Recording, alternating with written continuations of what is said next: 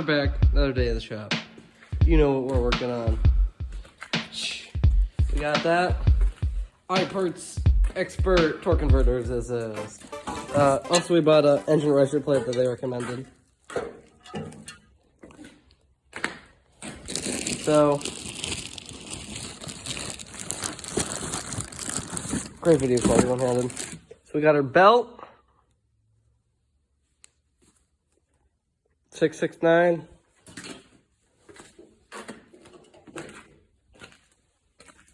We got our cover.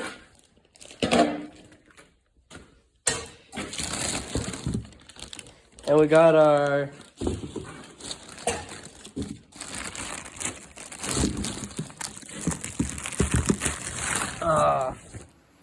so another day back in the shop. Here you go. Some random three-wheeler. That's a Minnesota is Rust professional rated repair, probably. Except for the fact that the wheel is no longer straight compared to where the everything else is. So we have a axle here. It's not appear to turn at the moment, but the brakes are probably just seized and stuff. So that could end up being our axle for this, considering that was free. And a random live axle off of Amazon that you have no idea what it is like $100 bucks. So yeah. And then this has brakes already, so if they work. But it does have brakes. So let's see how this works. So find the whatever size the castle nuts are and take out the bolts, not the bolts, cotter keys, and mess around with that. So yesterday we put that together because that came, and then we got this from our relative that lives next door. Maybe the brakes were in, I don't know. Still doesn't turn around. Well, still doesn't rotate. This thing's actually incredibly light. But these things are just scary death traps. Don't ride three-wheelers. That's what I've learned out of all my age of never riding one, but just hearing Dad talk about how scary they are. He could just be getting old and saying that, more danger the more you age, right? That may have what happened to that one. He's working on his own project, connecting some little trays for a party thing. It might be easier to weld the one nut on the very bottom so it's just flat. Or just weld the washer and then drag the side. So yeah, those are the rest of those. I think that might be a little tall, but whatever. Okay, we're gonna get to work. Okay. Okay.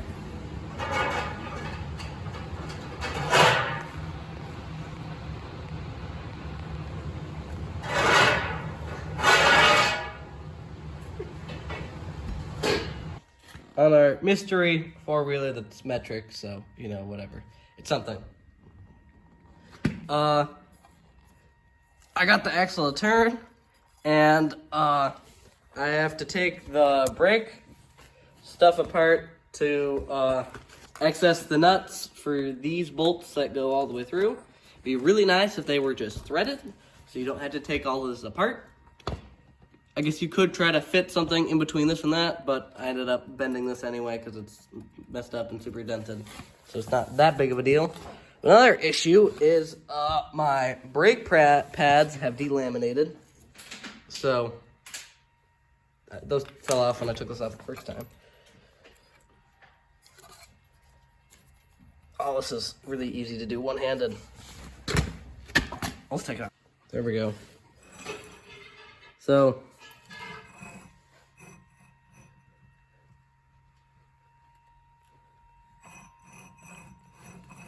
this thing spins really good, really nice. So yeah, I need some parts for this, I guess. but I have the drum needs to be cleaned, but you know, we got a brake lathe, right? So yeah, I guess I'll take this apart, and then I'll probably end up cutting part of that off anyway to use for this. Put some parts of that, the frame. That'll make it maybe a little bit easier to weld in here. So yeah, so after I get that apart, I'll take the rear axle out of this. And we can mark it out there. And we look like we have 3 good tires and hubs, maybe. This one aired up. And that one I have not tried yet. We also have this one, so I think they're all the same size. And they all have the same hub, so that's nice. They also have a really even wear, if not that much anyway. And we even got probably a brake pedal that'll work out of the deal. I say the deal and it was free, so whatever. We're getting there. I'll be back shortly.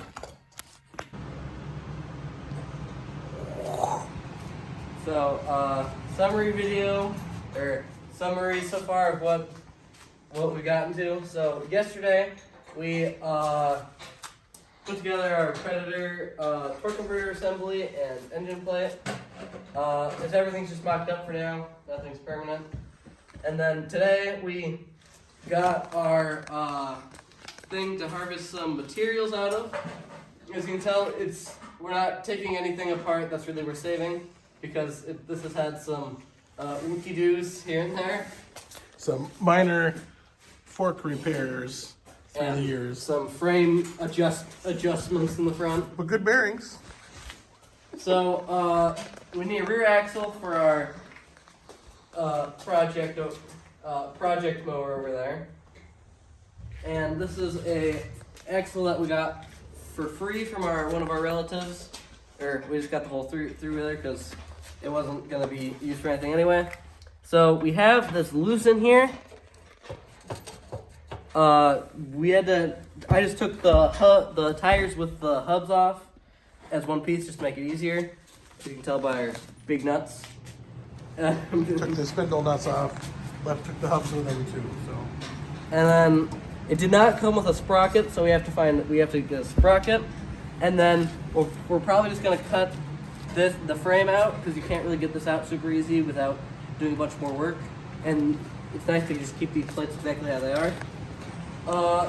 This has drum brakes on it, our brake pads, the pad material separated. Brake shoes.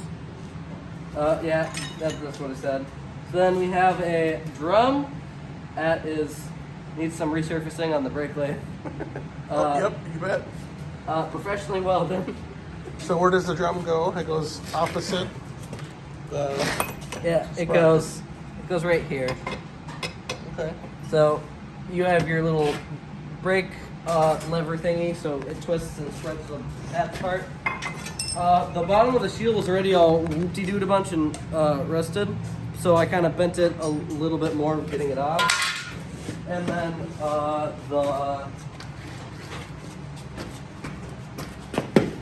the thing is all rusted out on the bottom, so you know Minnesota is rust. Minnesota is rust. This was all really bent up, squashed into here too. Minor rust repair there. So, For those who remember riding these old three-wheelers, it always got a kick out of the giant chrome levers. So like that's the brake lever there, but that's awesome. yeah, the one bottom bolt, yeah. It took some persuasion to get that one out. And these other big nuts to get the drum off. Took some pipe wrenches and some giant crescent wrenches and such. Essential service tools. So we're gonna use the brake assembly and stuff out of this because the lever works and it has a nice pedal that's 50 million feet long. So this will probably end up being used for that. So it's a Suzuki 125 axle off of some unknown year, because there's some spray paint on the tag. So probably late 70s, early 80s, but we got most of them in number and we were able to get most of the tag. Yes, somebody spray painted it. Probably when they did that fantastic repair job.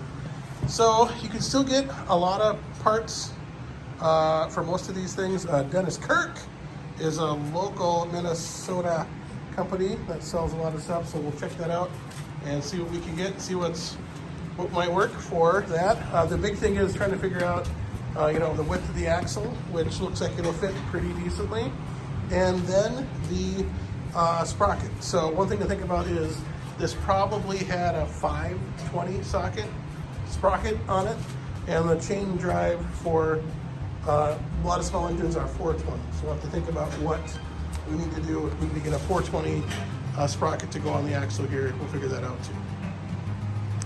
With that being said, never forget, as the balloon tire turns. Oh, wait, one more important thing. Oh, hold on. This tire actually took some air. It says max 10 pounds. I put 3 in it, and it's still holding air so far. Haven't tested this one yet. It has D-flat spotted a little bit. It's only flat on one side, so it should be fine. So there's also some mud hornet nests in there. They're not quite stacking dimes up here in Minnesota, but they do. They They make welds that look about like that. Yeah, they do blobs. So don't forget, Minnesota is rust. Never forget it. Rust. Or even the And lawn equipment rusts away in Minnesota. yeah, and then Okay. more rust. More rust.